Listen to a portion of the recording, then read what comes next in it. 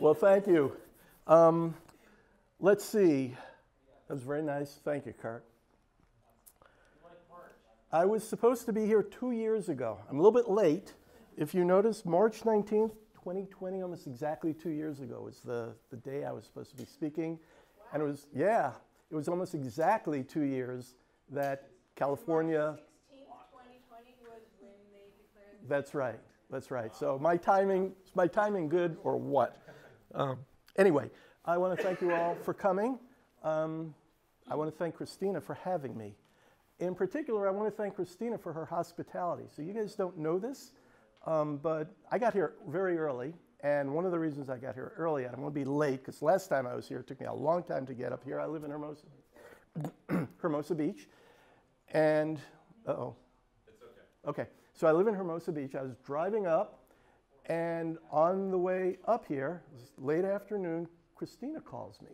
She's on the phone, and I figured she thought I forgot because it's been a long time, but I didn't forget. So I'm driving up, and we have a very nice conversation. We're just talking.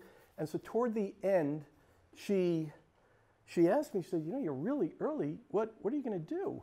And so I said, I'll find a coffee shop or a, library or something. I'll hang out for a little bit, or I could come here. She says, you know, why don't you just come to my house? I live in Pasadena, and it's not far away, and I think you'll be a lot more comfortable, which was really nice. It was very nice of her.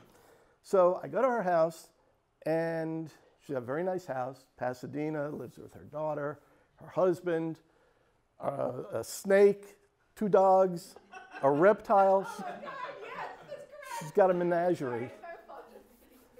And I'm not, so I set my computer up, and I'm not one of these, guys that I don't go in people's medicine cabinets or anything like that. It's just kind of rude. Yeah, sure, right. But I am a guy, and I do like cars. So I thought, what does Christina and her husband drive? I'm just curious. And so I go to the garage, and she's not around. I go to the garage, open it up, and there's no cars in there, but it was pretty shocking. So let me just show you. Christina, I took a photo of the inside of your garage. I hope this is okay. Okay? Here we go. Inside of Christina's garage. All right? Jeff, you're not supposed to be showing this. I mean, come on. Christina's obviously doing very well. Right. So we all, yeah. So here we go. So. He had to actually hold the tarp up to take the picture. I mean, So she's obviously doing well. In fact, she'll take British pounds. She takes euros. Whatever you got, Christina will accept it. All right. Well, enough of the silliness. So my name is Jeff Smolowitz, and my wife is Ellen Mabus. Ellen's not here today. Ellen was sick for a while, and she's recovering. Thank heavens she's going to be better. So those of you that know her, she sends her regrets. I think she's online, though. Ellen and I are private lenders. We loan our own money to full-time experienced house flippers in Los Angeles and North Orange County. And that's going to be the topic of today's discussion. Is this going to work? There we go. It worked. Okay. So we've been loaning now for 12 years. I don't remember when we met you, Kirk, but it was a long time ago. We've been doing it now for 12 years. We started, I'll go back a little bit. Ellen, for those that know her, Ellen's from Malaysia. We actually own some property in Malaysia. And in the mid-2000s, I was also flipping houses. I flipped some houses in Cincinnati. I was doing it out of state. I had a partner. And then, I can't get to the other, that's okay. So I was flipping houses, and I'd go to real estate clubs all the time. I mean, that was really good advice that you guys gave. If you want to meet people in real estate clubs are the best place to do it. But Ellen and I decided we had property overseas, property in Cincinnati. We wanted to kind of consolidate. So we decided, let's buy an apartment building. And it turns out we decided Long Beach, that was the best place to do it. At the time, and of course, if you knew then what you know now, things would be different. But we should have bought everything, but we couldn't find anything that made financial sense at the time. And I would go to real estate club, and I know we didn't do it here, but at many of the real estate clubs then, and even now, they'd have like a needs and wants section. You stand up for 30 seconds, or haves and wants section, I should say. You stand up for 30 seconds, and you say, this is what I have for sale. or this is what I'm looking for. Well, I would stand up at every club and I would, tell people we're still looking for apartment buildings. One day, and this was at Matt Owens Club in Long Beach, and I'll never forget the day, this was in 2009, I stood up, I was frustrated, and I said, we're still looking for apartment buildings, haven't found anything, and with no thought, no research, no planning, no nothing, I said, so maybe we'll just loan our own money. And that was it. And by the end of the night, and I'm not kidding, this was at the depth of the housing market, the housing crisis, I should say. You can go to a real estate club then, and those of you that have been around know what I'm talking about. Go to a real estate club, and there are 15 people in the room with real deals. I mean, real deals, good deals. And maybe 1 or 2 people that have money. And it's the exact opposite now. But then, by the end of the night, I was like the most popular person in the room. I had, I was best friends with people I didn't even think liked me. And it worked out, So we started loaning, and we made a bunch of mistakes. We probably, by our rights, should have been in jail for loan sharking. But over time, you learn, you meet lawyers, and you get all your paperwork. Yeah, cut that out. Right. Too late now. Anyway, it's been a really good business. So we made our first loan in 2010. We've been doing it continuously since. There's been like no time when we haven't had loans out, and we try to stay, as broke as we can possibly stay. I don't want any money in the bank. I want our money working for us. So that's what we've been doing. This is what we're going to talk about, and I got a lot more to talk about. I got really a lot of stuff to talk about. I'll let you read that chart. Hope you did. First things first. So at the heart of every real estate loan, I don't know if you can, if I'm in the screen or not. I guess you can't see me anyway, it looks like. At the heart of every real estate loan, and I'm going to be, yes? Is that on 70th and Converse? It is Converse. You know the property. I remember that one. Yeah. It looks like the Unabomber shack, but these guys did a good job on it. Yeah. So anyway, at the heart of every real estate loan in California, there's going to be a note and a deed of trust. If any of you ever borrowed money before, you know that there's a tremendous amount of paperwork involved in any loan, and private money, hard money loans are no different. And we'll talk a little bit about that later. But the bottom line is there's a note and there's a deed of trust. In some states there are mortgages. I'll talk about the difference in a few minutes. But the note is, the note defines, and I can't see my notes here. I'll remember as best I can. The note defines all the financial terms of the loan. So it's going to have the lender, the borrower, the amount of the loan, the property address, the interest rate, how to calculate interest, the maturity date, default interest, you name it, anything to do with money is going to be defined in the note. Now, note, and I'll say too, because a lot of people don't realize it, notes are not recorded documents.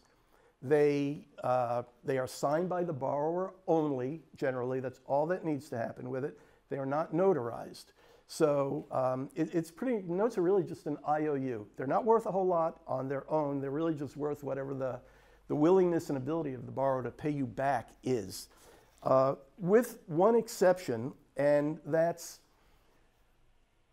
there'll be usually one clause, one statement in the note that says something to the effect, this note is secured by a certain deed of trust of certain date that is signed by the borrower in favor of the lender, something like that, which is pointing to the deed of trust. That's what secures the note. The deed of trust is a lien against the property. And generally, you can't sell the property unless you satisfy the lien. It has nothing to do with the note. You've got to satisfy the lien. Notes, or rather deeds of trust, specify pretty much everything else associated with the loan. For example, our note is, I think, if that's current, it's about 6 pages long. Our deed of trust is over 30 pages long. It's lots and lots and lots of legalese, pretty much. The deed of trust is going to specify things like insurance requirements, 1,000 things, I can't think of them all now. Insurance requirements, you've got to pay your taxes, you've got to maintain the property, those kind of things, stuff that's not really financially related. I don't know if I said the deed of trust is a recorded document, and so it's signed and notarized by the borrower. Just so you know, one of the reasons why they're notarized is because recorders will not accept a signature unless it's notarized.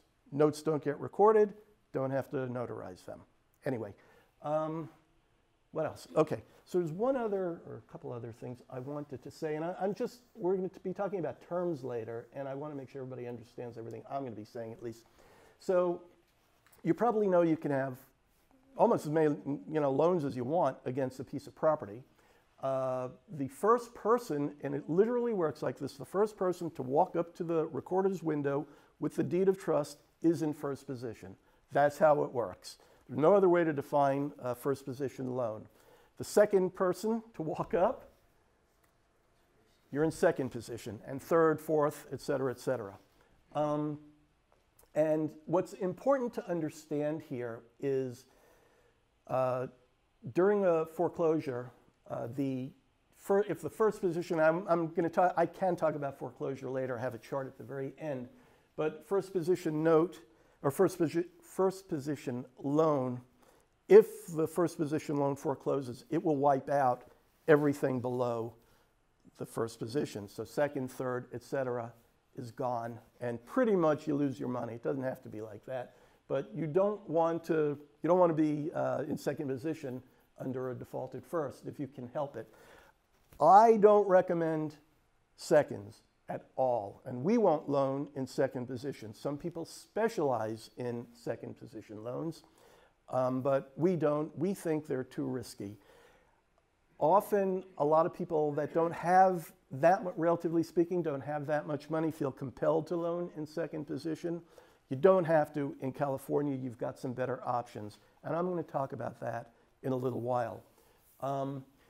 I don't know if I said, well, I know I didn't say, the deed of trust is going to actually have three signatures, or three names on it, not signatures, but three names. It'll have the borrower, the lender, just like the note, and a third party called the trustee. The trustee has two and only two obligations. The trustee is responsible for one, if the note is paid off and everything's good, the trustee signs what's called a reconveyance in California.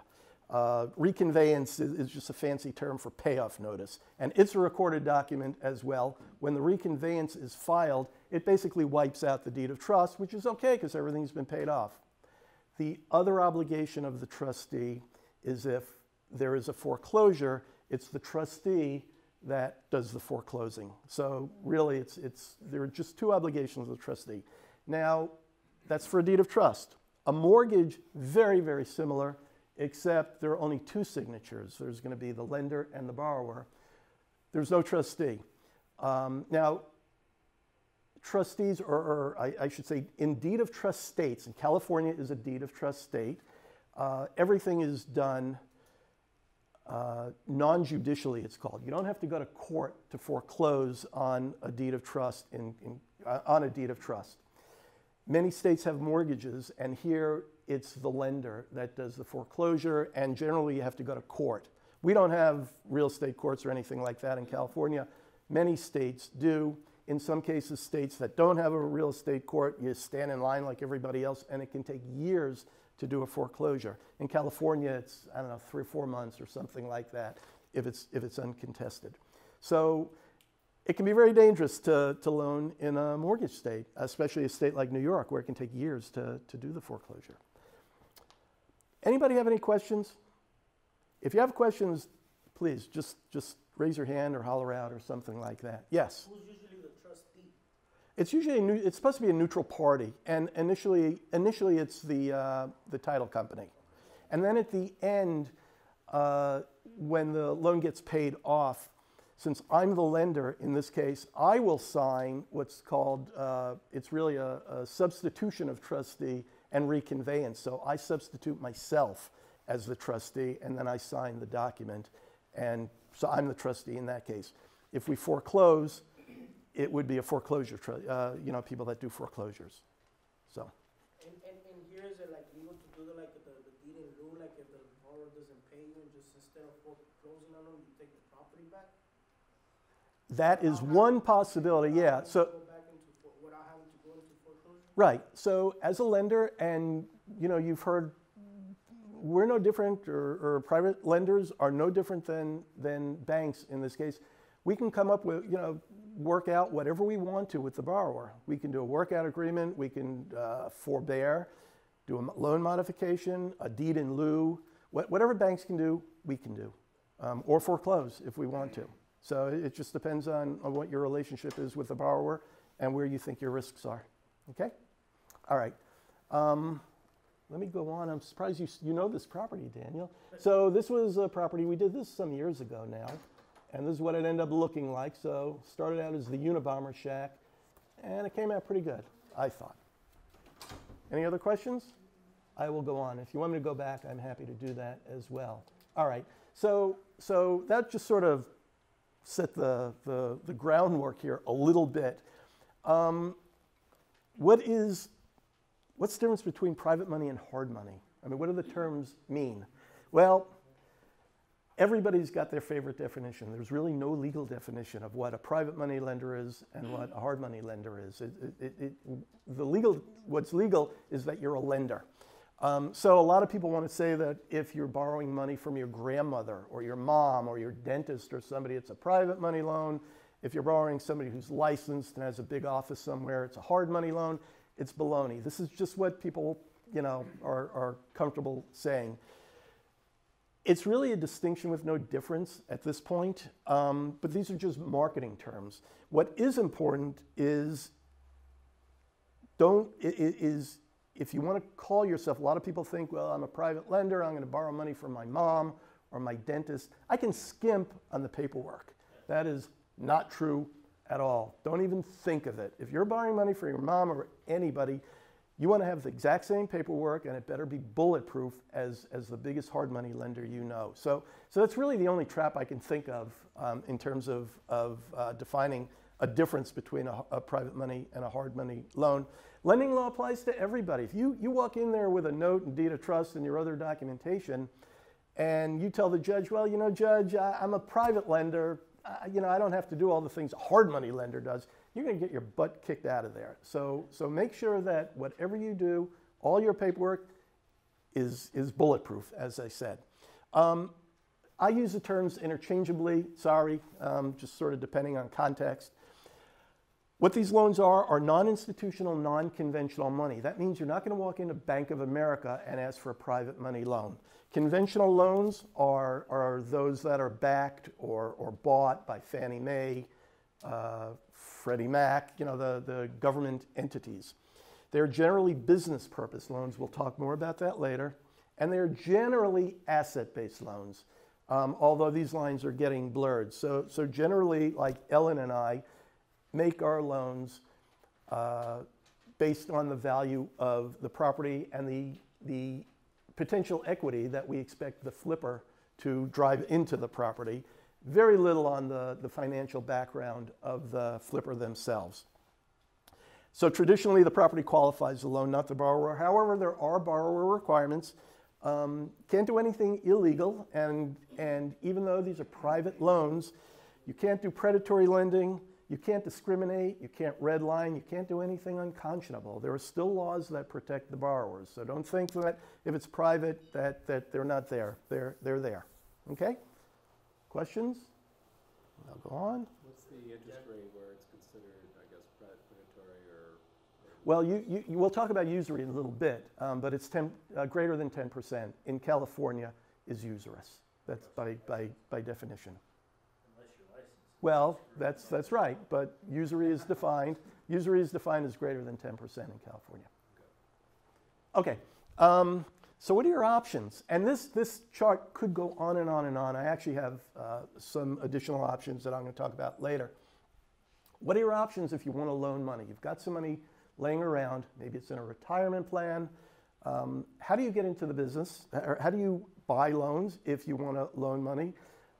Or maybe you want to get into the business of arranging loans. So first thing I'll say, and this is going to disappoint some of you, and Ellen and I found out way after we made a whole bunch of loans, but you've got to be licensed in California if you're going to call yourself a lender. That's just the way the law is. You can't go out there and say, I'm going to lend money and how much do you need? You can't do that. You've got to be licensed, and there are really two licenses. One of them is a broker's license, California Real Estate Broker. And you guys know the difference between a California broker or real estate broker and a mortgage broker? None. It's the exact same license. So you can call yourself, if you're a broker, you get it through the Department of Real Estate. You can call yourself what you want, pretty much. You can be a real estate broker or a mortgage broker.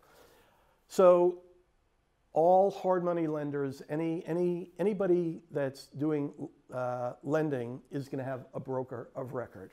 And one way to get into the business, if you want, you don't have to originate loans. You don't have to be, I don't want to say it like that. You don't have to originate loans yourself. Go to a hard money lender. A lot of hard money lenders get their money from people like you and I. They sell the loans. So I'm on the email list, in fact, of a whole bunch of brokers and every day I get emails with all kinds of properties on them, single family to commercial property, you name it, and they'll define the property, they'll define the amount the borrower wants to pay, or the borrower needs, interest rate and all that. And if it's something that interests you, you make a phone call and you say, hey, I'm interested. What can you tell me about the property? And if it all works out, they'll sell you the loan, or your name will eventually be on the loan, and you're a lender right then and there. So that's one way to do it. Now, in this case, it's very easy because all you can do is make a phone call and the broker is doing all the work. You'll have some opportunity to evaluate the borrower. You should be able to look at the property and so on. The con here is that really you've got to trust the broker's ability, the broker's judgment, and the broker's ability to originate a loan, to find good borrowers. So you're relying on the broker in this case. So that's one way to do this. Second way to do it is exactly, and I'm on the second bullet here, this is exactly what Ellen and I do. You can use a broker. You can go to a real estate club. You can find borrowers. You can qualify the borrower using your own criteria. You can qualify the property using your own criteria. And you can use a broker who's going to have to do a lot of that same work over again. This has to be legit.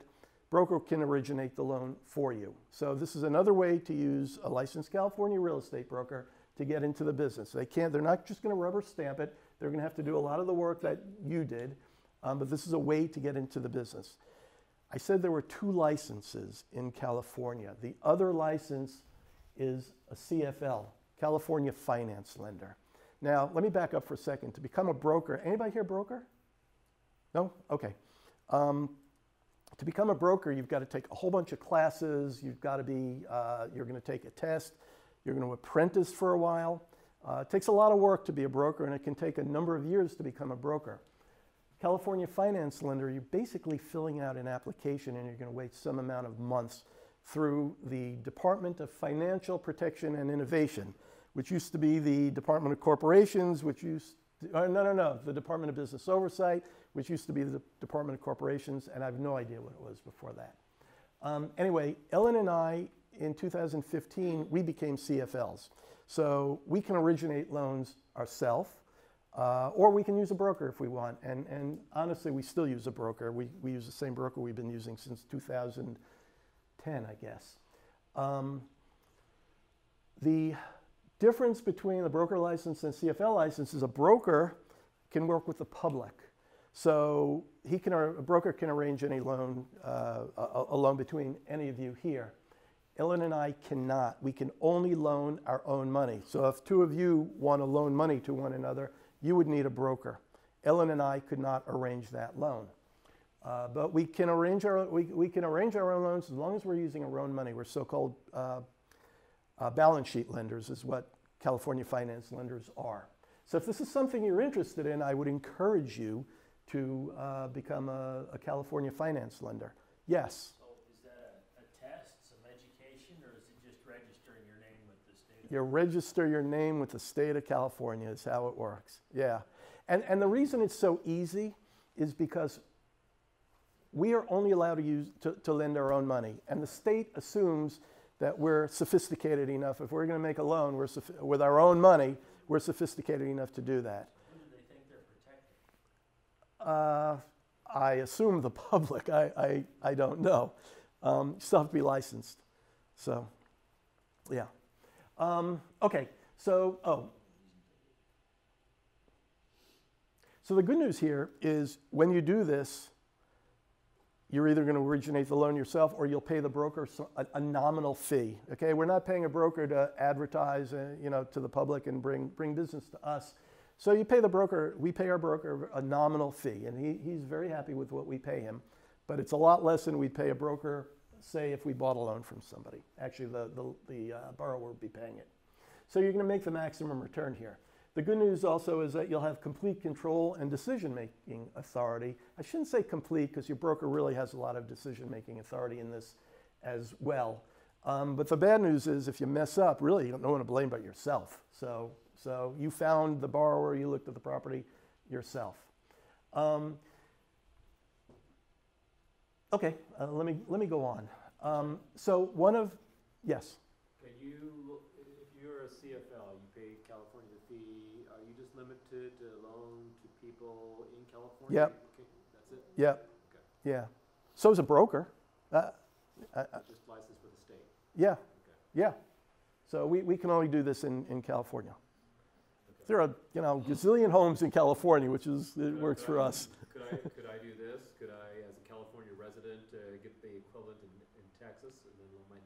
I don't know what Texas law is. I don't know if Texas has anything similar to a CFL license. I just don't know. I'm barely hanging on to California, so don't ask me about Texas. Sorry. Okay. And I forgot my book in the car. That's okay. Now, I said earlier, I don't recommend at all that if you've got a relatively small amount of money, I strongly recommend you stay away from seconds. They are very risky. If the first forecloses, you're dead. You get wiped out. The nice thing in California, and it's legal in California. It is not legal in all states. And somebody's going to ask me what other states it's legal in. I don't know, but it's legal in California. Are fractionalized loans. In my view, these are probably the greatest inventions since fire, the wheel, and maybe compound interest. Because what these allow you to do, these and they're very very specific. They allow a California licensed real estate broker to take money from up to 10 people. And it's max of 10 people. It could be less. And I can do it by example. A broker finds somebody that needs $500,000, say. You don't have $500,000. But let's say you've got $50,000 in the bank. So, and broker finds up to 10 other people, with $50,000. So what the broker will do, he'll put your name on the note and the deed of trust as the lender. And if it's $50,000 out of 500, your name with a 10% participation. I don't know how it's exactly worded, but your name will be there with a 10% participation. If somebody brings in $100,000, it's their name with a 20% participation, and on until obviously you hit $100,000 or $500,000 and 100%. The good news is that these loans can be recorded in first position. They do not have to be second position loans. They don't have to be second position loans. So you're not limited if you've got a nominal amount of money. You're not limited to second position. Not true in all states, but this is true in California. So these are really good if you just have a nominal amount of money. Now, if you want to learn a little bit more, go to, you can Google this, California CADRE RE35, and the DRE labels all their documents and all their forms RE, some number. Trust deed investments, what you should know.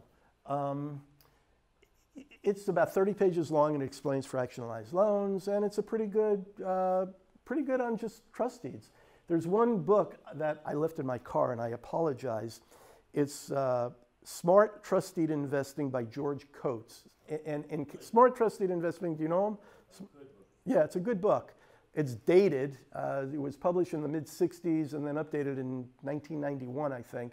Lots of dated stuff in it, but it's a really good book, and I strongly recommend it.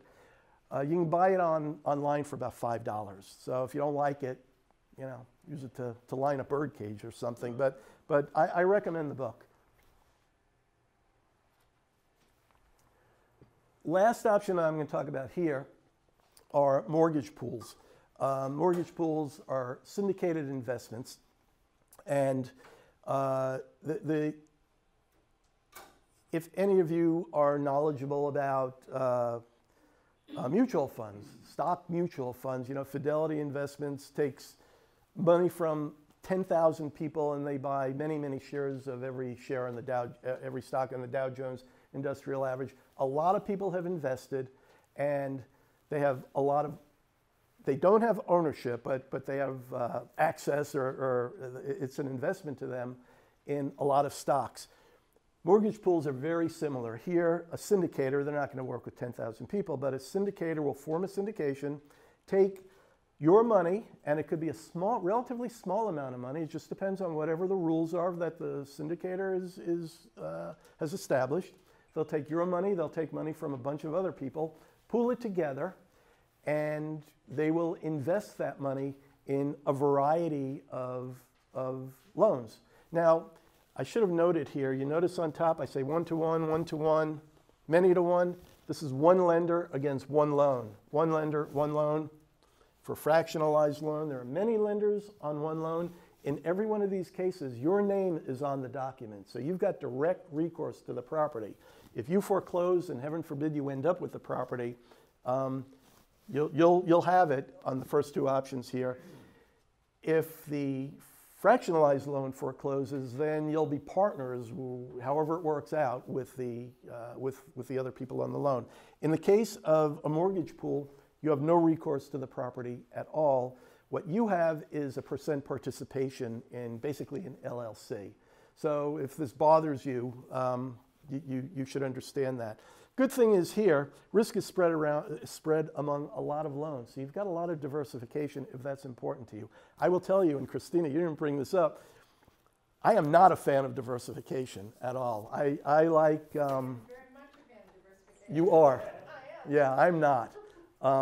I like, you know, do the same thing over and over, get good at one thing over and over, and get good at one thing and just keep doing it over and over. That's mine. I like staying within my asset group, right? Okay, well, Some version of residential, single family, Yeah. multi-family, flipping, hard money loans against those, but all within the same asset group. so yeah, and so we have, as you will see, a very specific criteria that we use, and we don't deviate from the criteria at all. And you can say your criteria is, you know, your wheelhouse there. We're pretty narrow. We like just loaning. So anyway, I don't know how I got on that. Anyway, we were talking about diversification. Okay, so the pro here, if it means something to you, is you are diversified, and your risk is going to be spread out over a bunch of loans. And by the way, I think many of you probably know, you can invest in syndications that are not based on loans. I mean, you can buy apartment building syndication, you know, you name it. There are syndications for everything. All right. The bad news, it's not bad news, but the con here is that you're dependent on the judgment of the syndicator. So you've got to be smart about what you invest in. You've got to know how to check out the syndicator, and you've got to know how to check out whatever the asset class is that the syndicator is investing in. In this case, I'm saying loans, but it doesn't have to be loans. So these are four options here. And throughout this presentation, I'm going to talk like from two sides of my mouth, one from the point of view of the borrower, one from the point of view of a lender. Let me ask, how many of you have ever made one private loan, one hard money loan? Does anybody here that loans?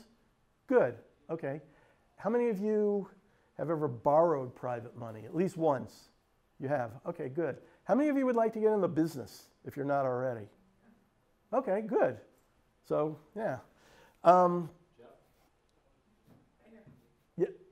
Yes. Oh. I have a question. I haven't ever heard a clear explanation. What advantage would one ever have to buy a second position loan? What advantage would there be? as an investor, as Um, a lender? So what we see, and I know that a lot of people buy non-performing loans. I'm not talking about non-performing loans here at all, I hope. Seconds, I understand that.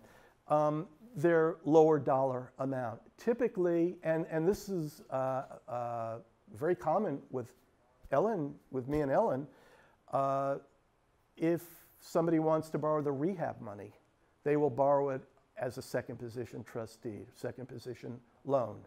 So we might loan the first position money for the purchase money, and they will borrow the rehab money for a much smaller amount using a second. That's a very common approach to first and seconds. Yes? There are a couple other good answers to that.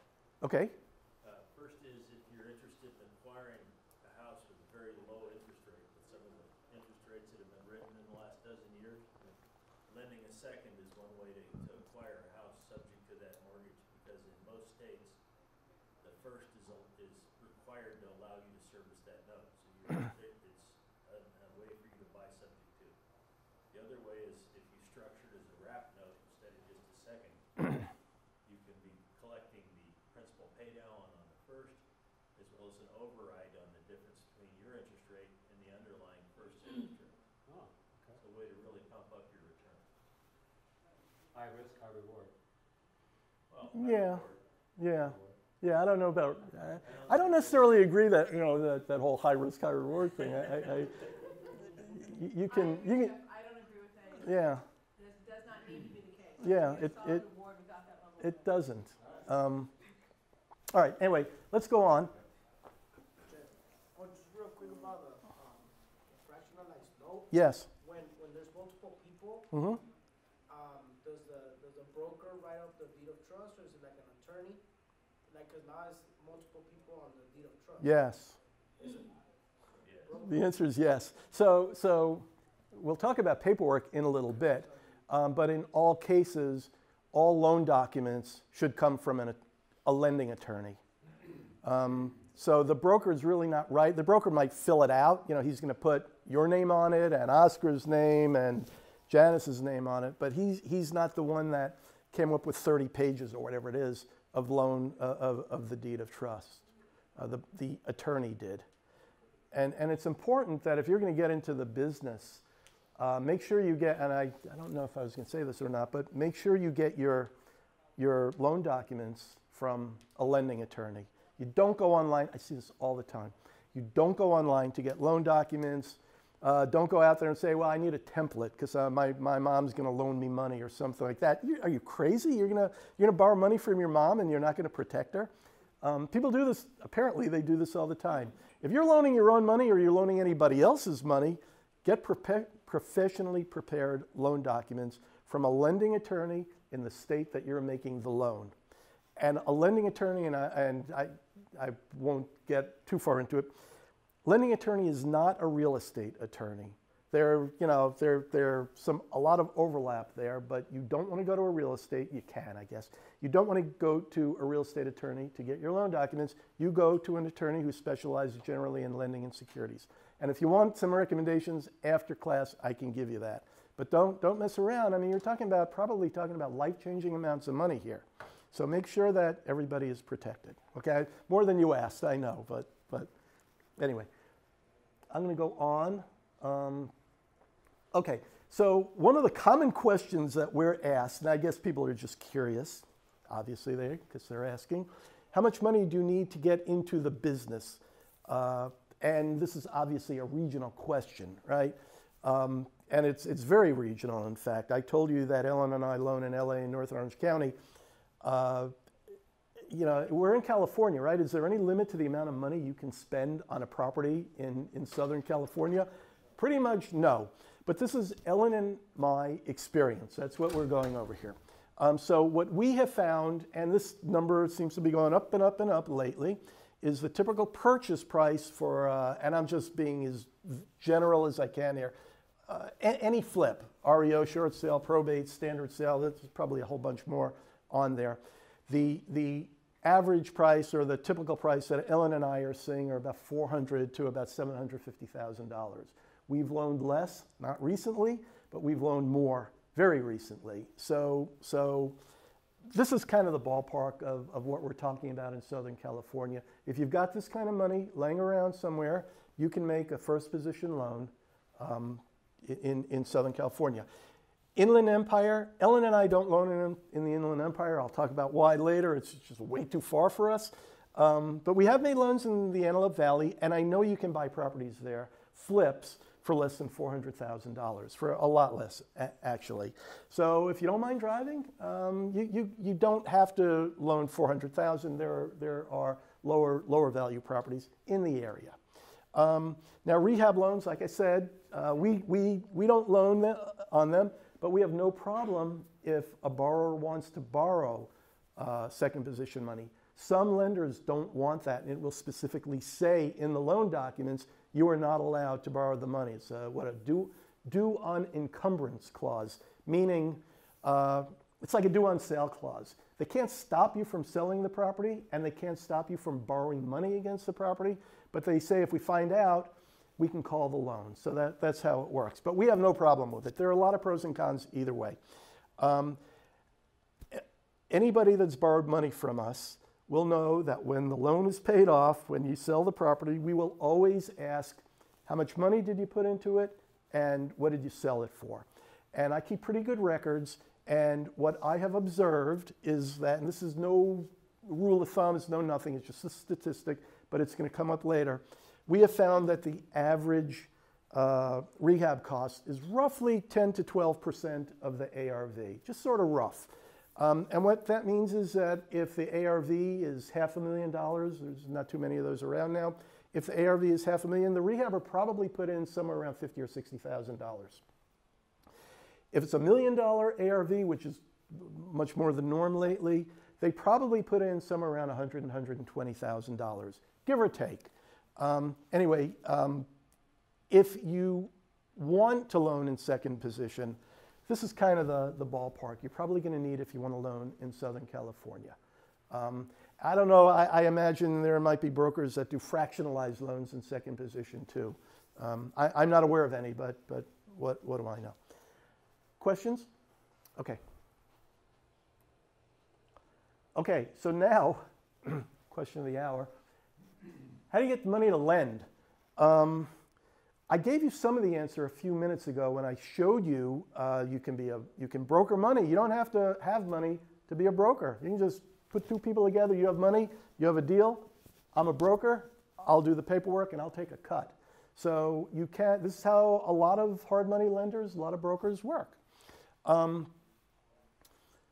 can do what Ellen and I do. You can work your butt off for a lot of years and earn the money, pay tax on it, save the money, and loan it out. So that's one way you learn. You know, that's just sort of the obvious way to get money to lend. The other way, how many of you have a self-directed retirement plan? That's all? Oh my God. Self-directed. Okay, good. Yeah, no kidding. Yeah, I'll send you to Andy. He can berate you. Anyway, self-directed retirement plan, and unfortunately, this is a topic, could be an entire meeting on its own, but I'm just going to do it quickly here.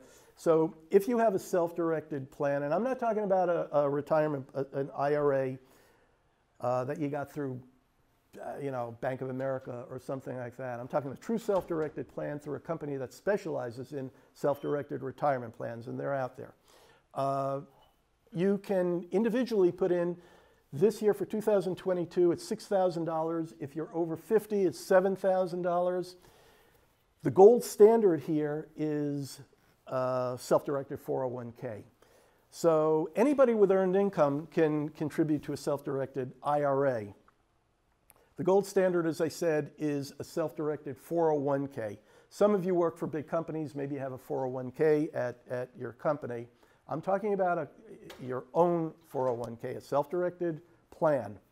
And in this case, you can contribute this year, you can contribute, if business is good, $61,000 or $67,000 if you're self-employed. For 100% of what your company made. Yeah. There are a lot of rules. The bottom line, though, is that This is for self-directed IRAs, or self-directed 401ks are for those that are self-employed. You and your wife can be the full-time employees. You cannot have any part-time employees. So if you've got a business, I've got my own engineering company, and so I've got a self-directed 401k. And by the way, you don't have to put in this much. Okay, if you want to put in $20, you're allowed to do that. So I'm just telling you, this is the maximum you can put in. I will tell you, and I think it sounds like Andy and some of you will agree, you will not regret doing it. A lot of people I see online, a lot of people say, oh, I'm 25 years old, why do I need to tie up the money? You don't have access to the money until you're 59 and a half. Once you turn 59 and a half, you can start taking the money out. I will guarantee you, once you turn 59 and a half, if you have any one of these plans with any substantial amount of money in it, you will praise the day that you made the decision to do it. I understand that when you're 25, it's really hard to think ahead, but if you're young, I strongly suggest, even if you put, some very nominal amount of money in, doesn't even have to be $6,000. It will grow. It will grow. $15 a day. Whatever you want to put in, right.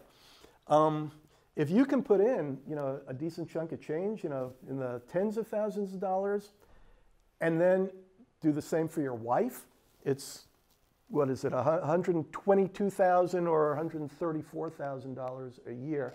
If you're fortunate enough to be able to do that, or less, and you can lend that money out, you won't believe how fast that money can grow. So I strongly encourage you to consider a self-directed retirement plan if you can. And I'll leave it at that. Well, I'm not going to leave it at that. There are a couple of things you can do. Self-directed retirement plans can borrow money. So if you want to, say, flip houses or invest in real estate, and you don't have enough money to buy a piece of real estate, your self-directed retirement plan can borrow the money. The only let me go on and I'll say it.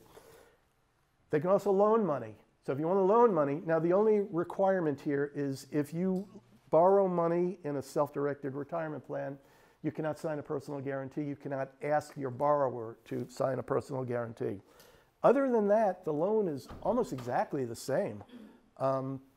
There's really little difference between lending and borrowing to an individual or to an entity or to a retirement plan. So you've got a lot of flexibility here. I strongly encourage you to do this. And like I said, once you hit 59 and a half, not like I'm 59 and a half, no, I'm way beyond 59 and a half. Once you hit 59 and a half, you will not regret doing so. You don't believe me now, but 25 years from now, maybe you will. Okay, so let me go on then. Another way to get money to lend is borrow at a relatively low interest rate. A lot of people now have equity in their properties. So you can borrow a home equity line of credit. And the way these work, they're generally variable interest rate loans. You take them out against the value of your property. It's a line of credit, so you can take the money out, you can loan it if you'd like.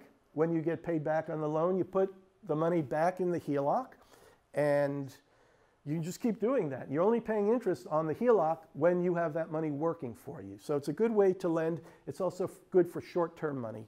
So I like them because you're not locked in for long term. Most hard money loans are going to be 6 months to a year long. They can go longer. Hopefully you're going to get paid back sooner. But that's the kind of term you're talking about here. So if interest rates start going up, because these are variable rate loans, interest rates start going up, as they might. Did the Fed raise the? They did? I didn't hear. Did it happen today? Yesterday? Okay. So as interest rates start going up, they're not going to go up tremendously fast. You get paid back on a loan, you put the money back in. So you're not locked in. So I think HELOCs are good for that. Zero interest credit cards. Zero interest credit cards, don't even think of it. A lot of people do this. One, you're probably not going to get enough money, especially in Southern California. You're not going to get enough money. But the problem with zero interest credit cards is that you're supposed to pay them back on a certain day. Yeah, they don't charge you up until that day. But if the loan goes long, you don't get paid back, and you don't pay back the credit card, they will eviscerate you. I mean, it could be 30% interest, whatever the number is. So don't even mess with zero interest credit cards. I don't have one. The only reason I would even think of it is if, heaven forbid, you go to the emergency room or something like that, and you need the money, and that's it. That's the purpose of a credit card like that. But don't mess with that. I already talked about brokering to invest. I'm pointing to the screen like you can see me. Brokering to investors, sale of whole notes, fractionalized interest, and syndication. So I'm not going to talk about that again. Let me just quickly say that lately, the last couple of years, the industry has exploded. And every day you wake up, there's another way to lend or to borrow money. And I don't want to go through, you'll hear terms like correspondent lenders, white paper. I do want to talk a little bit about affiliates. It's a good way to get money to lend. And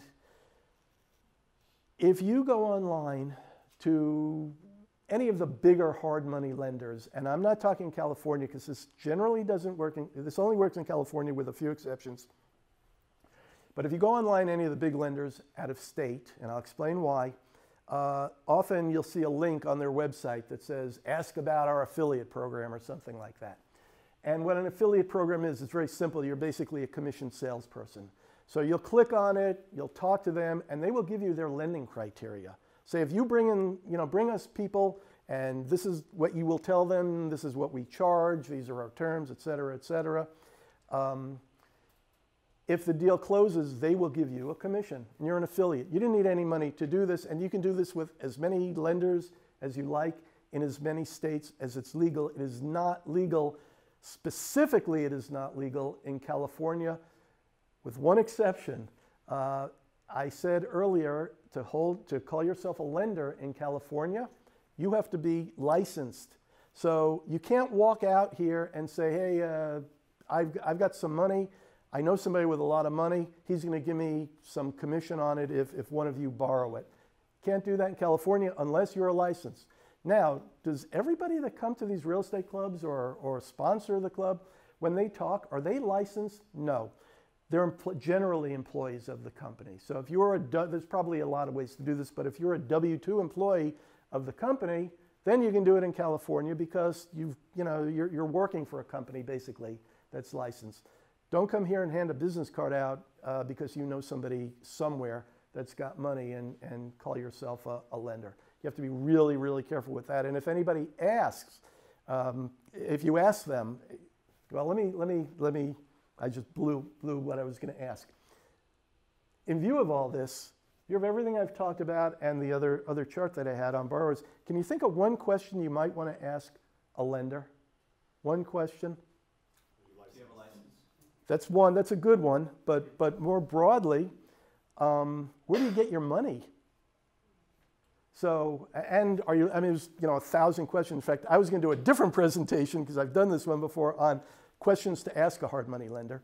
But one question you want to ask is, where do you get your money?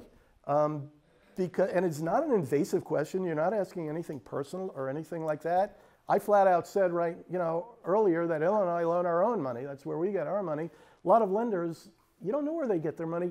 And this is important because if you're borrowing money from somebody and you develop like a great relationship with them and they love you and you really trust them, and then you find out that they sold your loan to some guy out of state that doesn't know you from a hole in the ground. Well, if you have some problems, and everybody that flips houses has problems, if you have problems, they might not be inclined to give you a break. So it's really important that you know where the person gets their money and whether they're licensed or not, because that's important in California. And how do you comply with our state's usury laws? Not everybody understands that. Anyway. I didn't mean to divert too much. I was going to talk about hypothecation, but I don't think I'm going to have enough time. If anybody is interested, basically you're using your loan as collateral for a personal loan. I'll talk about it for a second. So just like think of your loan that you made as a car, right? If I went up to Andy and say, Andy, would you loan me $100,000?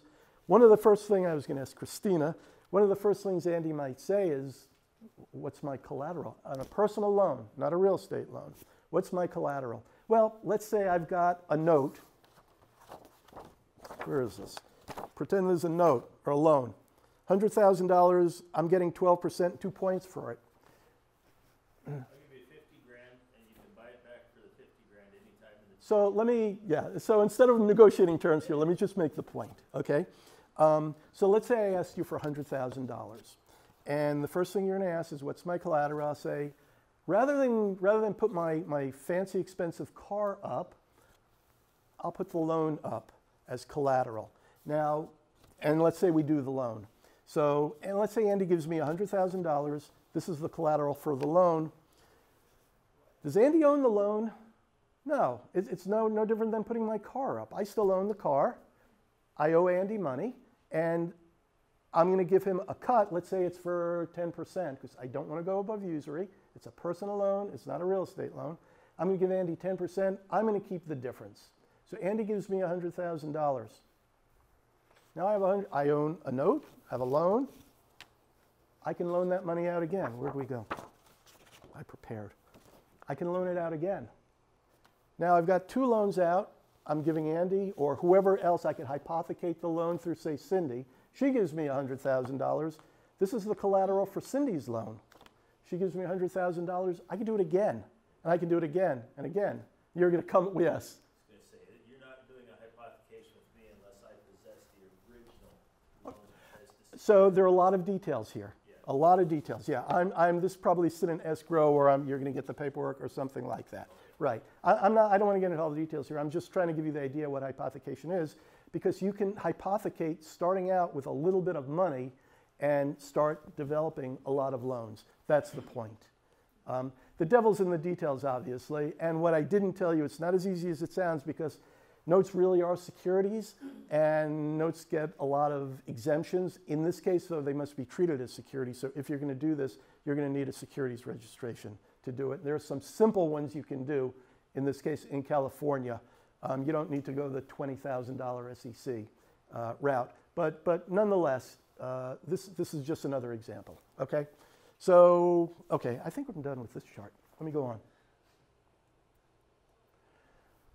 I've got a couple of charts. One of my pet peeves is going to a real estate club and you get all this information and you walk out of the room thinking, what the hell do I do with any of this?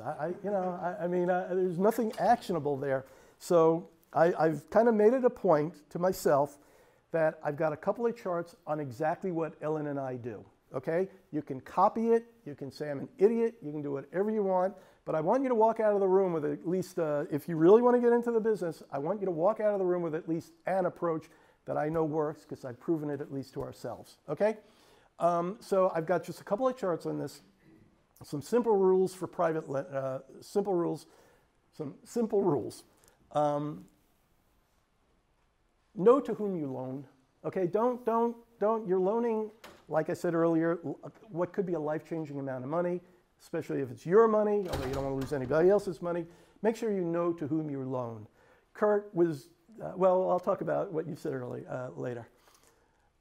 Make sure that you believe in them, that you know, like, and trust them. And I hate to do this, but I stole this from somebody, actually, because I liked it. Know, like, and trust is probably the biggest cliche in real estate. I mean, easily the biggest cliche in real estate. But I will tell you, that's where the money is. This is your personal guarantee right here. You've got to know, like, and trust who you're lending to. Don't loan to strangers. Don't loan off the internet. Don't go on Facebook to lend money, or Bigger Pockets, or wherever you want to go. Make sure that you know, eyeball to eyeball, who you're loaning to. And I'm going to talk about how you do that in a couple of minutes. Is the borrower full-time and experienced? In our view, that's the only loan we will make. I'm sorry if you're brand new. We're not going to loan to somebody who's learning on our dime. I'm just sorry. I mean, we work hard for our money. There are a lot of lenders out there that will do that, but we don't. Make sure you look at every single property you loan on. You want to know the borrower. You want to look at the property. And that means you have to site visit, obviously, right? What does that mean? It means you can only loan locally. Now, there are millions of houses in Southern California. I assume we all live here.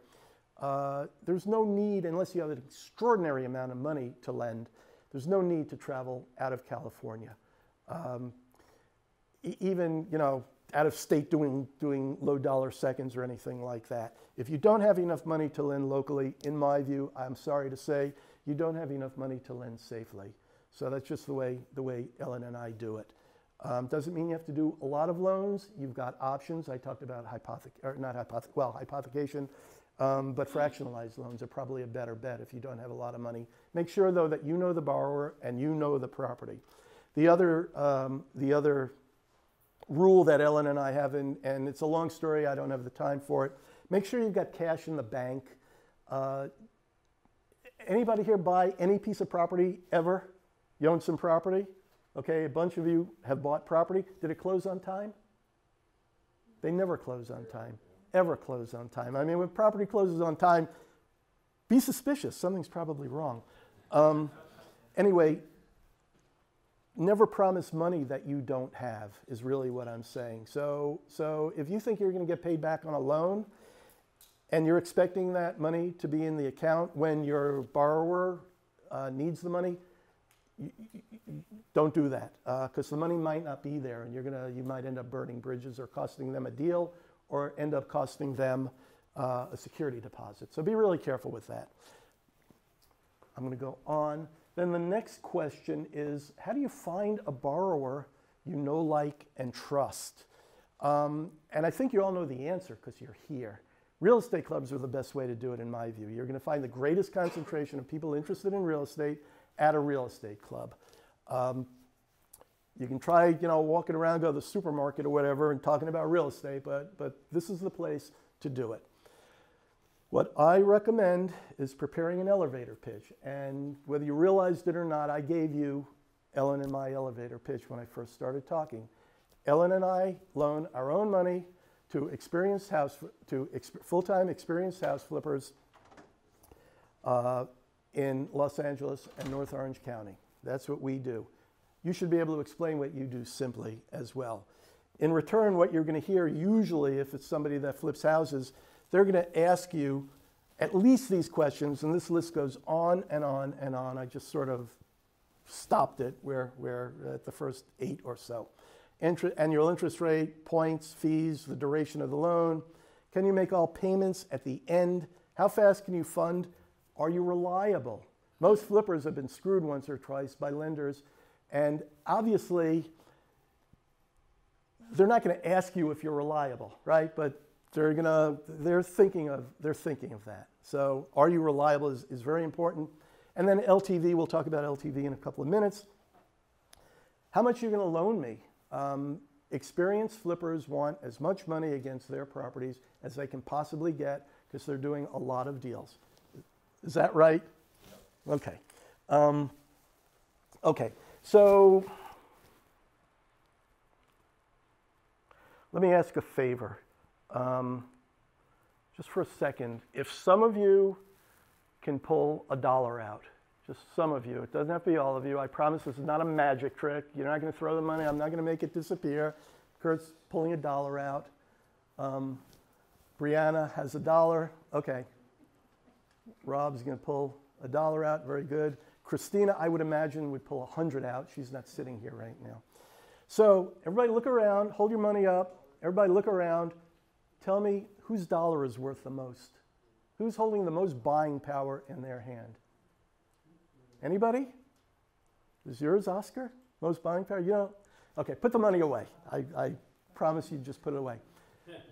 Obviously, I'm making a point here that everybody's money is worth exactly the same, right? And if you think about it, lenders are in the business of renting money. I mean, pretty much that's what we do. We rent money, and we're renting a commodity. My money is worth no more, no less than Rob's, than Brianna, than Kurt's, or anybody else if you're loaning money. So why would anybody want to borrow from you? Why would they want to borrow from me? And it's going to come down, and let me divert for a second here, because I'm going to get to it. This is what borrowers ask. I will tell you from experience, our experience, this is what borrowers want. They want as much money as you will humanly give them. I'm talking about flippers. They want to make sure you're reliable, because you can give them all, you can promise them anything, but if you don't show up with the cash, you're not worth anything to them. How fast can you fund? Because everybody is making very aggressive offers. Can they make payments at the end? Most borrowers want to be able to keep as much cash as they can around. The rest of this I grade out, not that it's not important, but by and large, if you're going to be lending in a specific area, everybody's going to be kind of in the same, same interest rate, fees, points, and all that. You want to be competitive, but you don't have to be the cheapest around. So it's up to you to decide what your competitive advantage is.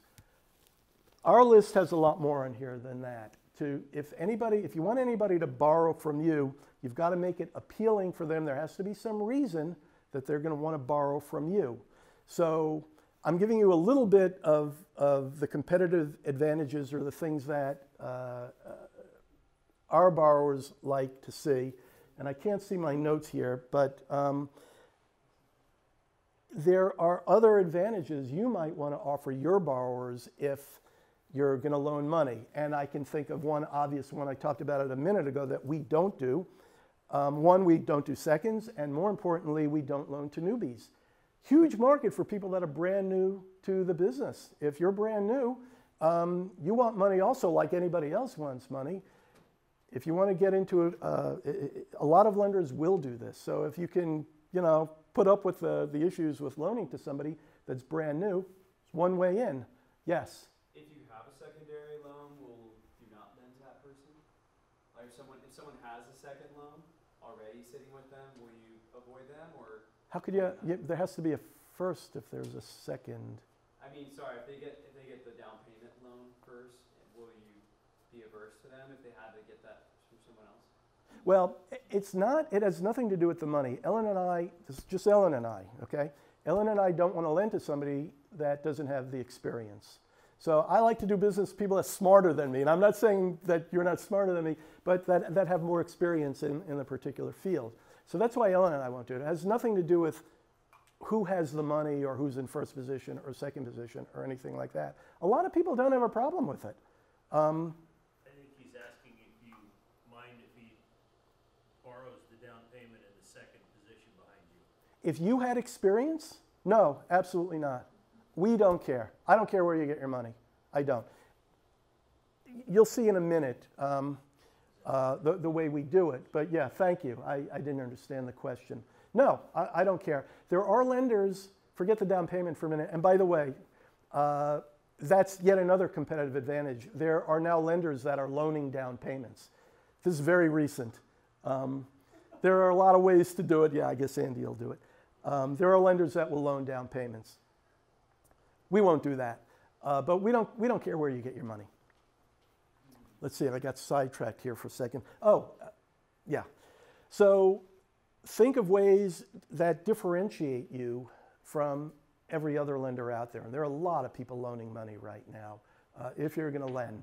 Obviously, if you're borrowing and 20 lenders say no, there's probably one out there that's going to say yes, because it's an incredibly competitive business. There are lenders out there with, literally billions of dollars that they're getting from Wall Street or from insurance companies. I'm not one of them, but there are people out there with a lot of money. And so you shouldn't have a problem if you just keep looking around. You'll find somebody that will lend to you. Okay? Okay, so competitive advantage, very, very important. So that's what you're going to ask us. And hopefully we're going to entice you. But part of the question we're going to ask is pretty simple. How many properties are you currently working on? How many have you done?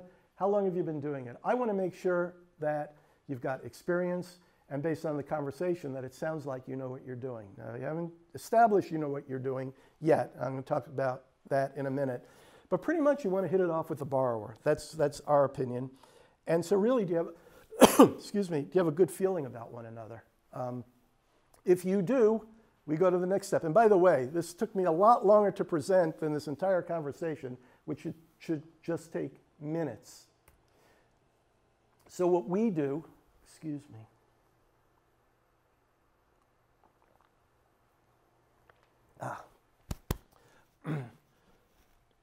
This is how we qualify the borrower. Now, Every lender is going to be different. And again, with private lending, these are not conventional loans where they have to follow specific rules. All lenders are going to be different as long as you're doing it legally. We arrange a morning to visit their properties. And we did that with you, Kurt. So we look at their properties. I mean, assuming they're in a reasonable geographic area. We might look at several recent flips. Assuming that they've got something that they're in the middle of working on. Maybe they don't. Maybe we'll just drive by the outside of the house. It really doesn't matter to us. I want to make sure that they're skilled at what they do. And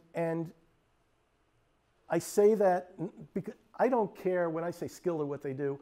I don't care that the trim on the house is, tastefully matches the color of the roof or something like that. I don't care. But the conversations we're going to have are, how are you getting along with your contractors? Have you had issues with them? How did you solve those problems?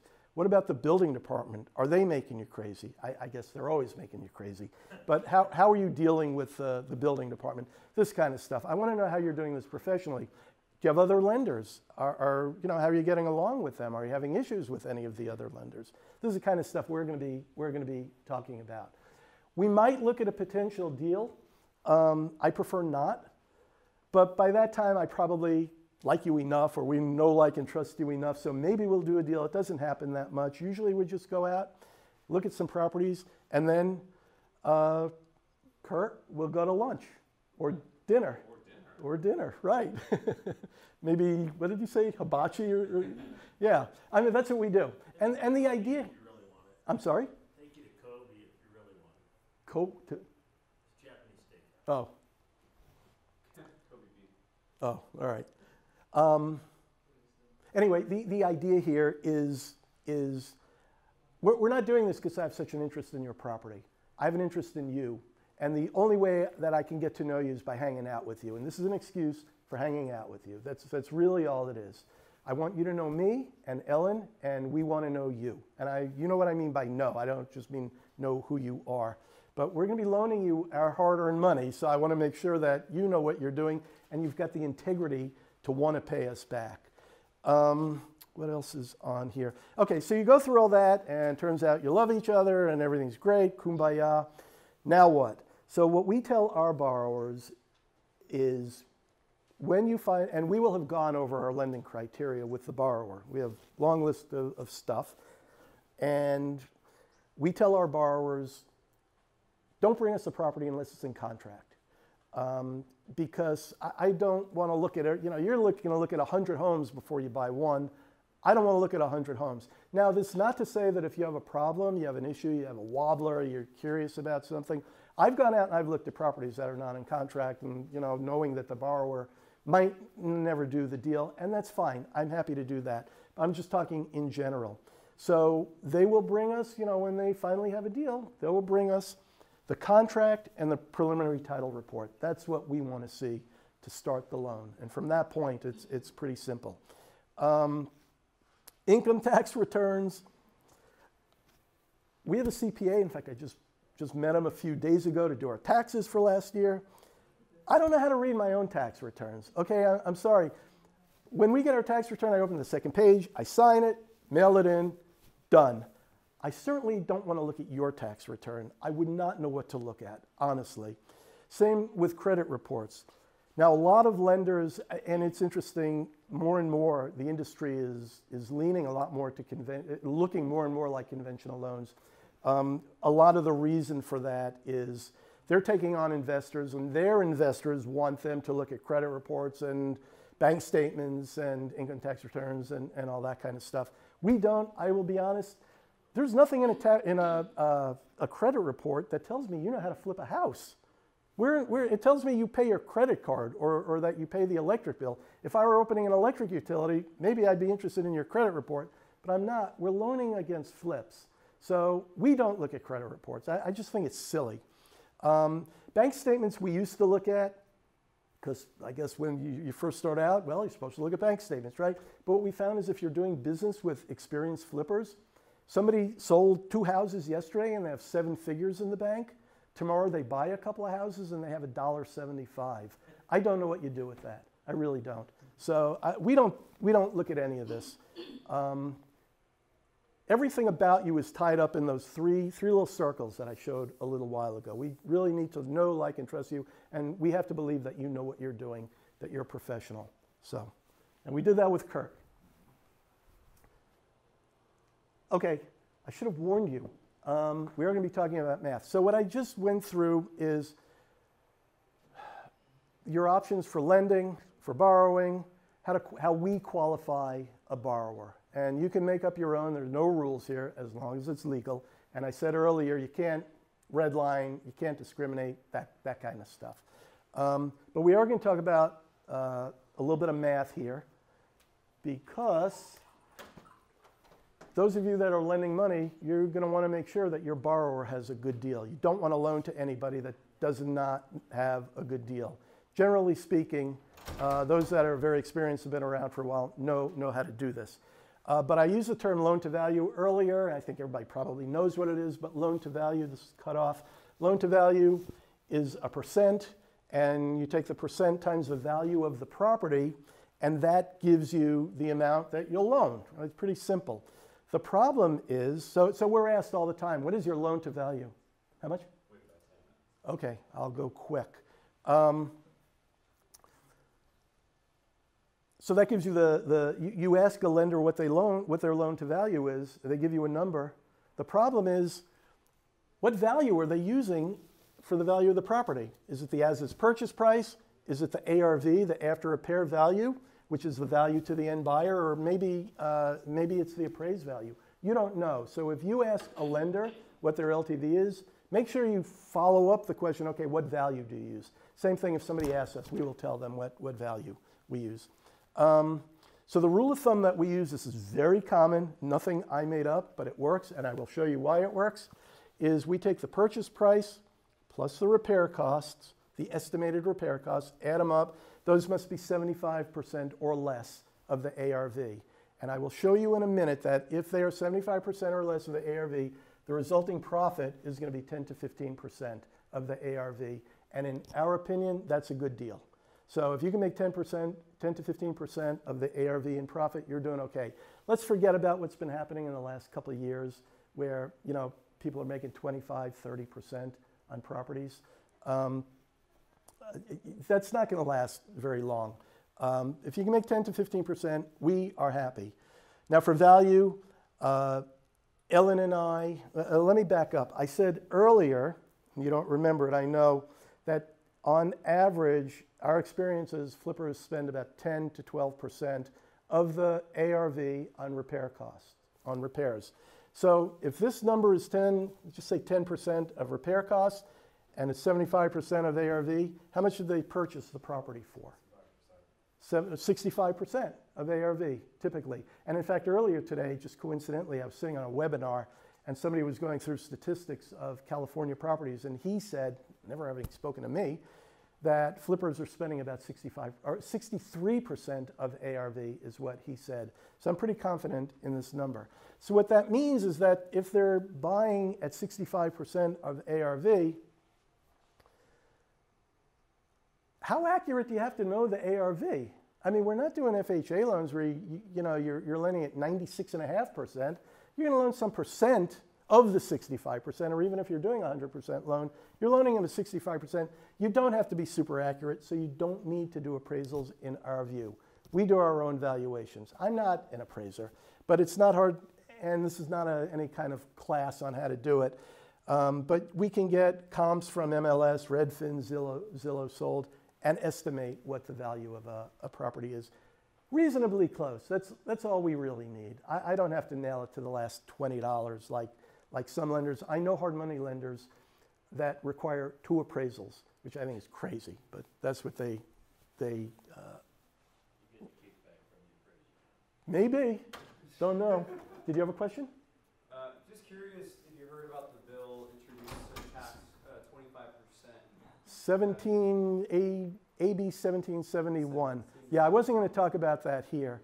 I'm hoping it goes nowhere, and this is a tax. This just came out on March 8th, and that was the webinar I sat through earlier today. I don't have enough time to go through it. It's AB 1771. So I wasn't going to talk about it here because I don't have time. But yeah, they're trying to put a tax on flips. It's not flips, it's any residential property sold. Any residential property sold, so it could be your personal residence. In And, less than 7 years hold time. or, right, it's 7-year hold time. It's, Graduates after 2 years. right. So it's, for the first 3 years, it's a 25% tax, capital gains tax. 2 years. 3. Was it? 3. 3 years, and then it tapers down to 0 after 7. What? On top of the 13.8. On top of whatever the government, the feds. No, that's just state, no, that's just state, 13.8 state plus 25. Right, that's right. We're at 40%. Yeah, it's crazy. I'm hoping it doesn't go anywhere, but I can give you some information on it later. I just attended something on it a little bit ago. All right, so let me go on, because I'm going to run out of time. Okay, so I didn't say. Project costs, purchase price, repair costs, typically called the project cost. Some people use that term. I do, some don't. Okay, so let's look at a typical property. And this is kind of important here if you're valuing flips. This is a spreadsheet we use. Any of you are welcome to the spreadsheet. It actually has a lot of tabs on it, gives you a lot of information. Anyone can have it if they want, happy to share it. But I'm going to explain why you probably don't need it. So here's the after repair value, purchase price. Subtract the two, you get potential equity. Please don't use this for anything more than just interest. I get people call all the time saying, hey, I can make $250,000 on this property. Well, no, you can't. You've got a lot of expenses here. I don't understand why people don't, a lot of flippers don't realize that. These are the expenses that we come up with. Given these three numbers, we can calculate everything else here. Notice, and let me go on. The percent that I'm showing to the right is the percent that this number is of the total expenses. So $256,000 of potential equity minus $166,000 leaves you with $89,000 gross profit. Now, if I take 484 plus 70, divide by 740, that's the rule of thumb I gave you a bit ago, is 75%. So this works. This is a good deal. We did this deal. This is Lacey Street, I think Santa Ana. This is a while ago. And notice it's 12% of the ARV, so it's right in there. Notice the first three numbers here. 70,000, 36, 37 are 42, 22, 22% of total expenses. If I add these up, that's 86%. These numbers are going to almost always be in the 80 to 85% ballpark. So if you can nail the first three numbers, you don't have to worry a whole lot about this. You can calculate the rehab costs. These are going to be from your contractor or from a walkthrough or whatever it is, however it is you calculate your rehab costs. Financing costs are my favorite number on this chart because this is what we make, the hard money loan. And then realtor fees, I just assume 5% of the ARV. Some people argue it should be less. I don't get into that. If you can calculate these three, and you should be easily able to do that, you don't have to be able to calculate how much title insurance is. This is just some formula I got somewhere, and it's probably not, not that accurate, but it's 1% of the expenses. So who cares if I'm off a little bit? Calculate these three, add another 20% onto it, and you're going to get really close to the total expenses. You don't need a spreadsheet to do that. If you want a spreadsheet, I'll give it to you, but you should understand where the numbers come from, okay? Now I can take this spreadsheet, and since I'm an engineer and I'm a nerd, I can create a graph. And I don't think anybody's done this, but it's important. So what we have here on the vertical axis is your gross profit as a percent of the ARV, and I said you want to be somewhere in the 10 to 15% ballpark. More is obviously better. You don't want to be less than that. So here's 10 to 15% across here. There are four curves on here. One's for $100,000 ARV. That's like Cleveland. Okay, that's not going to be LA. And then notice that the $250,000 to $1 million lines pretty much lie on top of each other, more or less. We're not going to split hairs here. And on the bottom is the project cost, the project cost as a percent of the ARV. And I said you want to be below 75%. So notice I'm at 75% here, and I go across, I'm 10 to 15%. So all these numbers, these numbers work. Now, I won't get into that. Let's just look at the 3 lines, okay? In fact, these 3 lines are so close, I just want to use the red line because I'm just trying to illustrate here.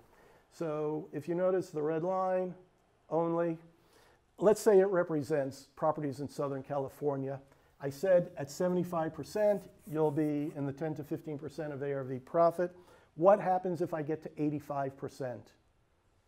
I'm losing money, or I'm breaking even at best. Here's 85% if you can't see it. So it's important that you stay below 75%. I can't tell you how many properties we are offered from flippers or other wholesalers whose lists I'm on that are at 85, 90%. You're going to lose money if you do that. Yes? What impact are you seeing on when you lend money and these percentages, but what impact are you having when you factor in the 7.5% inflation that we're now sitting on? I don't, because these are such short-term loans that 6 months, inflation's not going up that fast. I mean, we're not walking around with wheelbarrows of money or anything. I don't look at inflation at all. Well, I know a lot of fix and flippers is having an impact on them, and it's affecting their costs, their holding costs. Oh yeah. Costs of construction. Okay. So if you're using that to look at your percentages here, when you factor in rehab costs and everything else, Yeah. it's got to affect your. Okay, so different. That's a different question. Yeah. So I'm not going to go back, but I showed you what the rehab cost is for this particular deal.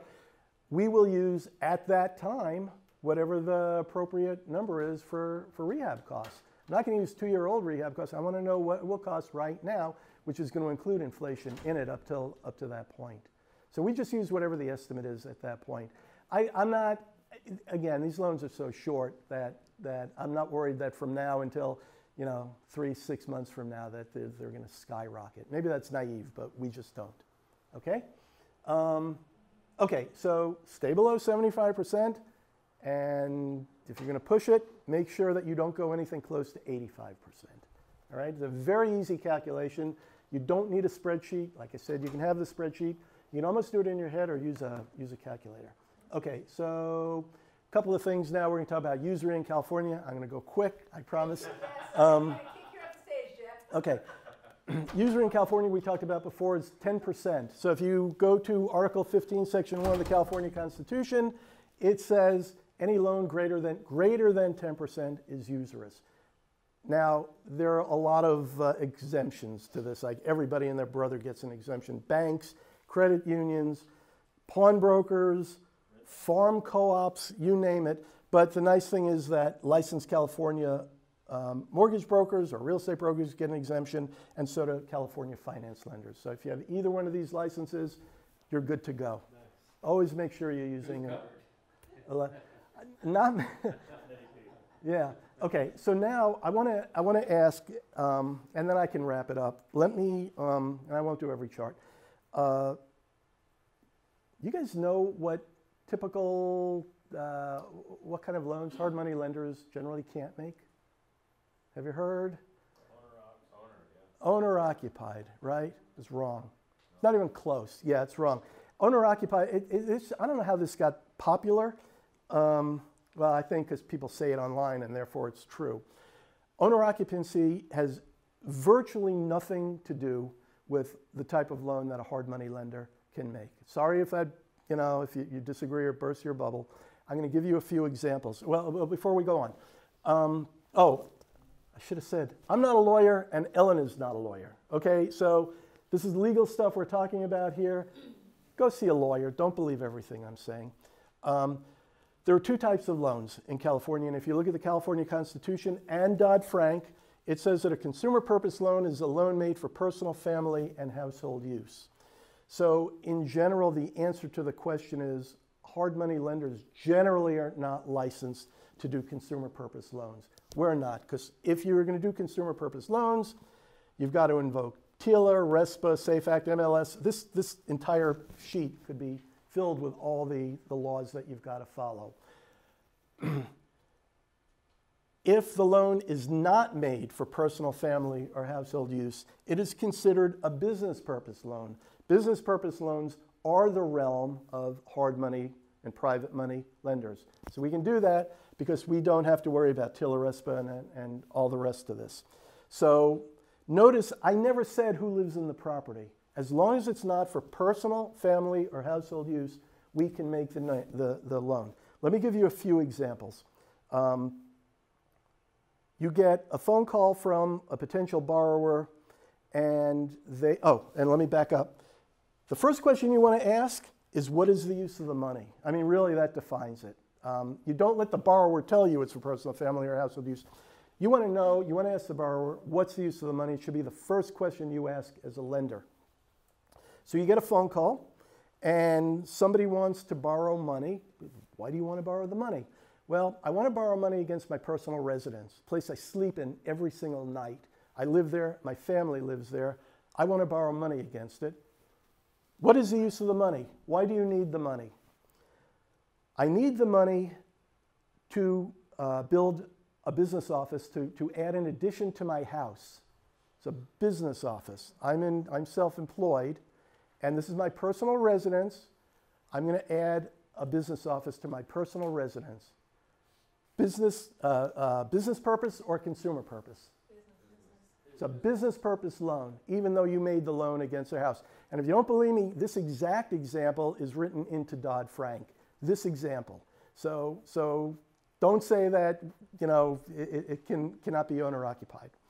Next example, and this is a real-life example, by the way. I received a phone call from somebody who wanted to borrow money against his condo. He lived not far from here, in one of those centers, you know, where they have the stores on the bottom and condos on top. This guy owned a stereo store in one of the stores below, and he owned a condo on top. He wanted to borrow money secured by his condo. I asked him why he needed the money, and he needed the money for inventory for his store. Okay, he lives in the condo. Inventory for the store was the use of the money. Business purpose or consumer purpose? It's business purpose, right? Even though it's an owner-occupied loan. You've got to ask, what's the use of the money? Last example, somebody owns a gas station, okay? And nobody lives in a gas station, right? But they own the building, the land, the tanks, the pumps, the gas in the tank. They own everything. And so this is not an owner-occupied property. It's obviously a business. They want to borrow money from you. Business purpose or consumer purpose? They haven't told us what it's for yet. Right. You got to ask the question. Doesn't matter. You have to ask the question, what's the use of the money? So the use of the money in this case is they want to send their daughter to college. Oh, hell no. Oh. Business purpose or consumer purpose? It's a consumer purpose loan. It doesn't matter what the collateral is. It's a consumer purpose loan. So it's super important, if you're going to loan money, don't read what you read on the internet. You've got to ask what's the use of the money, and it's your interpretation whether it's personal, family, or household use. If it is, unless you're licensed to make consumer purpose loans, and I actually know a couple of hard money lenders that are, but unless you're licensed to do that, you don't want to do it, okay? Let me see what else I got real quick. Okay, these are like 1 million loan documents, and you get these from a lending attorney. We did talk about that a little bit before. You'll see the note and the deed of trust is in there, but it's a small percent of the number of documents that you need.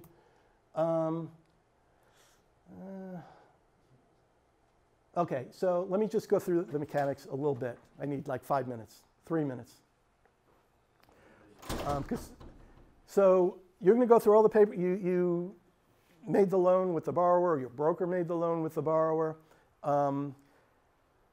You're going to, and all the paperwork's going to be filled out at escrow. You're going to get copies of it. You're going to look at it. And you're going to wire money to title. Only to title. Never wire money anyplace else than the title company. After the deal closes, you're going to receive a lot of the paperwork back. Some will take time. You're going to get the original deed of trust from the county recorder. If you live long enough, you'll get it back from the title company. We've made deals, got paid back on deals, and then received the title policy. Don't worry about it. So you're going to get this paperwork, and then don't do anything. Just hang out, okay? Call the borrower. You can look at another property, do another loan if you're happy, etc. Now, here's how you get repaid. So the borrower is going to tell you, hey, Jeff, we just finished the house. We're in escrow. What do we do now? So we tell our borrower, all you need to do is give the escrow company our email address. All I need, and they'll know what to do, and we'll know what to do. You'll get from escrow a request for a payoff demand. It's going to be an email. And you will then tell the escrow company, if they don't already know to do it, and some escrow companies know us and they do it, substitution of trustee and full reconveyance. They will fill that out. I talked about that earlier. You can go and get it notarized, and you will calculate how much your borrower owes you, and you will do that in the email. Generally, we email a letter that says it. And it will have all the payoff calculations in a manner that the borrower can understand, because he's going to see it or she's going to see it, and also title will see it. You'll give them the wire instructions. You will email a copy of all the documents so that they know that you've got everything. You don't mail any original documents until you are paid off. Do not. If you mail documents in, they got the documents and you don't have the money, you don't want to be in that position. Some escrow companies, some title companies have a problem with this. That's their problem. In your documents, ask title to call you to confirm the payoff amount. Both of these are really important. So you want them to call you because it happens fairly frequently. Title makes a mistake when they wire the money to you. It just does. In our experience, it's almost always in our favor. They always seem to pay us too much. With one exception, we were shorted $132,000 once. So, yeah. That was interesting, and we got the money the next day. I just made a phone call. I wasn't worried about it. Anyway, make sure that they call you. If they call you, the money is always correct. Then you check your bank account, and you're going to get, once you get the money, you then send by certified mail all the documents. You send the note, the deed of trust, and the sub and recon, the original documents to them, and you're done. That was it. It was easy. It only took me 9 hours. Okay, so I just talked about lending process. This is exactly what I talked about. You'll get the charts. You can read this. And then, I don't want to go into foreclosure. I think I talked about it a little bit before. This is actually my last chart. So really, I was thinking I should do this from the bottom up because we did talk about some of this a little while ago. As a lender, you've got the same rights, the same legal privileges and obligations as any other lender, as Bank of America. You can do workout agreements if a borrower gets in trouble. Flips are not easy. They always go long. It's just something you deal with, you live with. You don't rub anybody's nose in it. It's just how it works. Okay, so we just sort of let things go. We don't pressure anybody because we're making interest along the way. But you can do a short sale. You can do loan modifications. You can do forbearances. I won't get into what that is. If you want to know after, I can tell you. It's pretty simple. You can ask the borrower for the property back if you want it. Cindy and I were talking earlier. We do not want your property. I wouldn't know what to do with your property. I don't want your property. Let me real quick just say, and this is actually important. I was going to say it earlier and I forgot. One of the questions, another question, the second question maybe that you want to ask a potential lender is, are you in the flipping business? Do you have a construction arm in your company? Some lenders do, the bigger lenders. Some of the bigger lenders do. We don't, obviously. But this is something you want to know. And I will tell you, it's not something I ever cared about or thought about. But when COVID hit a couple of years ago and a bunch of borrowers got into trouble because lenders were just they were just not closing up, but they weren't being forthright with their borrowers. We had borrowers that got into trouble. Not with us, but they got into trouble. And there were lenders out there who who also flipped houses that coerced them, I'll say, I don't have a better word, into a deed in lieu. So lenders coerced some of our borrowers into deeds in lieu, which I thought just sucked. I really did. I lost so much respect for some of these lenders, and these are big lenders. I'm not going to mention names. My advice, and I should have said this earlier, and somebody can get mad at me, if you're borrowing money and you're flipping houses, why do you want to do business with a competitor? If you're looking for properties and they're looking for properties and you have a property they might be interested in, next, okay, there are like 1,000 lenders out there. You are not compelled to do business with one who might not be as compassionate with you if you have a problem. Okay, sorry about that. That was an editorial. Anyway, if it comes down to it, you can do a deed in lieu, which basically means borrower is going to hand you the keys. That's how it works. This is not as simple as just signing a piece of property over to them. You need a contract from a lawyer because you've got to protect your borrower, right? I mean, you can't just take the house and say, oh, wait, I still have a note here, or I have a personal guarantee, or whatever it is you have. I want to get paid. And they say, well, we just gave you the house. You want a contract. So if you're doing this, make sure that you have a contract. You don't want your borrower to pull any funny business or anything like that. You need a contract. You need to go to a lawyer that does this. Where am I? Okay, so foreclosure real quick, and I hope I said it forcefully enough. 99% of lenders do not want your house. If we want a house, we have the money to buy the house. We could have done it in the first place. That's not our business. We just want the interest, the points, all that kind of stuff. Okay, so foreclosure, a lot of people think that, well, the lender's going to get the house, they're going to make a lot of money off the foreclosure. No, the rules for foreclosure are very specific. They're defined by statute. Foreclosure is not a profit center. There's no such thing as unjust enrichment. The only thing you get back is what you're owed, maybe penalties, default interest, your expenses, that kind of stuff. The intent here is not to make you rich, not to give you an extra profit. You just get back what you're owed, okay? Oh, there it is right there. Now, whatever that number is called, the lender figures this out, what you're owed, legal fees, penalties, all that kind of stuff, by statute, is called the credit bid. And the credit bid is a number that you give to the auctioneer, basically, because your property is going to be put up, the property is going to be put up for auction. Public auction at the courthouse steps. I mean, it's almost literally how it works. So I guess they don't stand on the steps anymore. And the credit bid will be the minimum amount of money that the auctioneer will accept. There used to be a lot of strategies doing this. Lawyers were recommending only ask for half of what you're owed, and there are all kinds of games you used to be able to play. But since January of last year, SB 1079 allows certain people to come in after the auction is over and take the property.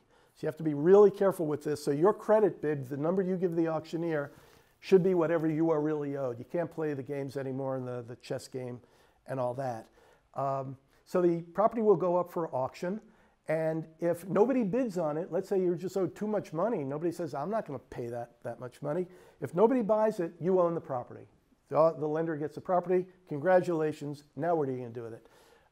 However, if somebody does buy the property, and let's say they buy for a substantial amount more than you are owed, you'll get your money back, and whatever that substantial amount more is than the credit bid goes to the borrower, goes to the person in, I guess, second position, if there's a second position. If it's third position, they get whatever is left over.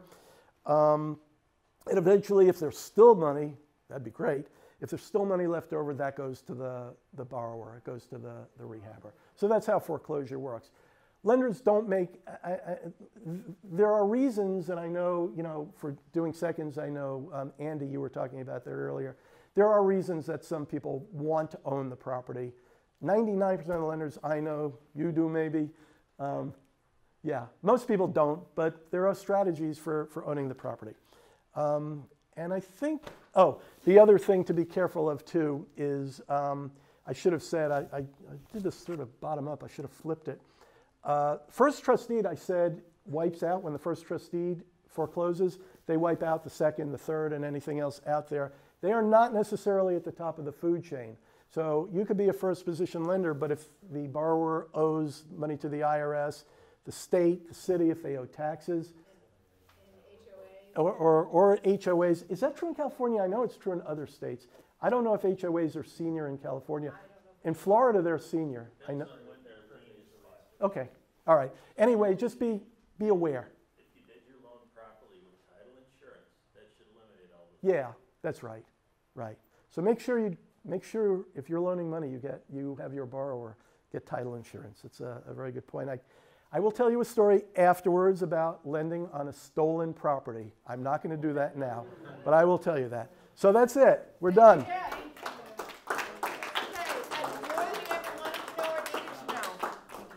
Sure. Appreciate it. Oh, it's beautiful.